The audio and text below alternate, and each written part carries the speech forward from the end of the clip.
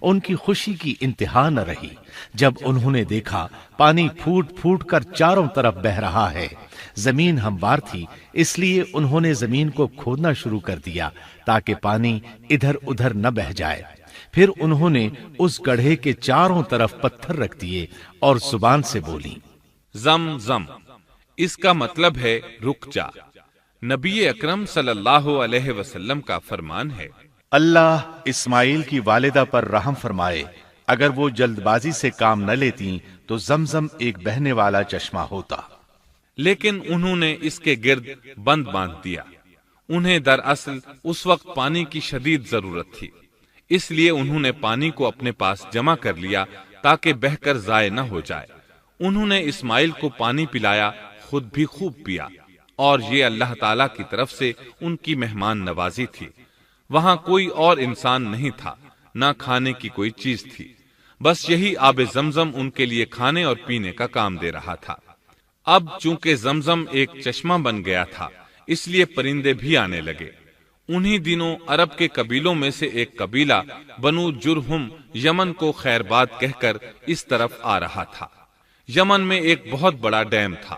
پہاڑوں کے درمیان انہوں نے پانی کو روک کر ایک بہت بڑا بند قائم کر رکھا تھا۔ اس سے پورا سال آسانی سے کھیتی باڑی کرتے تھے۔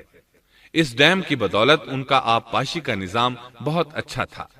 جب اس ڈیم کو اللہ تعالیٰ نے توڑا تو تمام لوگ وہاں سے منتشر ہو گئے اور جزیرہ عرب کے اطراف میں منتقل ہونے لگے۔ وہیں سے ہجرت کرنے والا ایک قبیلہ بنو جرہم تھا۔ یہ لوگ بنیادی طور پر عرب تھے۔ یہ قبیلہ سفر میں رہتا، جہاں کہیں پانی اور چراگاہ نظر آتے وہیں پڑاؤ ڈال دیتے۔ جب وہاں خوراک ختم ہو جاتی تو آگے سفر شروع کر دیتے۔ چونکہ وہ بہت بڑے تاجر تھے، اس بنا پر ان راستوں سے خوب واقف تھے۔ انہیں چشموں کا خوب علم تھا۔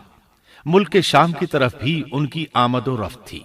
یہ قبیلہ بنو جرہم مکہ کے قریب پہنچا تو فضا میں پرندوں کو منڈلاتے پایا۔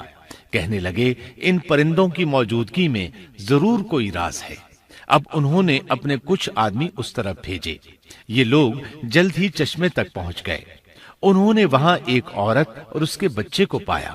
پھر وہ لوگ ان کے پاس آئے، وہاں پڑاؤ ڈالنے کی اجازت مانگی۔ سیدہ ہاجرہ نے فرمایا، ٹھیک ہے، لیکن شرط یہ ہے کہ تمہیں اجرت ادا کرنا ہوگی۔ ان کے لیے یہ سستا سودا تھا۔ ان کے پورے قبیلے کو سامان زندگی مل رہا تھا، جبکہ صرف ایک عورت اور اس کے بیٹے کی ذمہ داری ان پر عائد ہو رہی تھی۔ انہوں نے فوراً حامی بھر لی اور وہاں رہائش اختیار کر لی۔ اس طرح یہ لوگ سیدہ ہاجرہ علیہ السلام کی معیشت کا ذریعہ بن گئے، اور اس طرح سیدنا اسماعیل علیہ السلام بنو جرہم میں پرورش پاتے رہے۔ انہوں نے ان لوگوں سے عربی سیکھ لی اور ان سے بھی زیادہ عربی دان بن گئے۔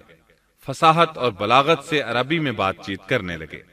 پھر ان کی اس قبیلے میں شادی ہو گئی۔ ان کی اولاد سے عرب قوم کا آغاز ہوا۔ انہی میں سے سرور کائنات محمد صلی اللہ علیہ وسلم کی ولادت باسعادت ہوئی۔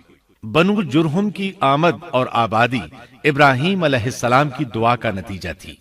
جب انہوں نے اپنی بیوی اور بچے یعنی دو کمزور انسانوں کو اس ویران جگہ چھوڑا تھا تو یہ دعا مانگی تھی، اے ہمارے پروردگار، میں نے اپنی کچھ اولاد اس بے آباد جنگل میں تیرے حرمت والے گھر کے پاس بسائی ہے۔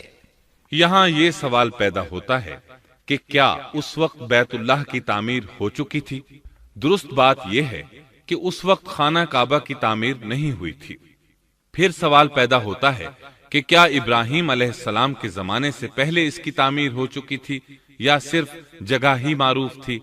اس بارے میں دو طرح کی روایات ہیں۔ بعض میں آتا ہے کہ صرف اس کی جگہ معروف تھی، اور بعض میں ہے کہ ابراہیم علیہ السلام سے پہلے شیس علیہ السلام نے اس کو تعمیر کیا تھا، اور وہ گردش ایام کے ساتھ ساتھ منہدم ہو کر ختم ہو گیا۔ لیکن بہرحال اس کی جگہ معلوم تھی، اور وہی پہلا گھر تھا، جیسا کہ اللہ نے خبر دی ہے۔ اللہ تعالیٰ نے پہلا گھر جو لوگوں کے لیے مقرر کیا تھا وہی ہے جو مکہ میں ہے، اور وہ پوری دنیا کے لیے برکت اور ہدایت والا ہے۔ ابراہیم علیہ السلام نے اللہ تعالی سے یہ دعا مانگی تھی، اے ہمارے پروردگار، میں نے اپنی کچھ اولاد اس بے کھیتی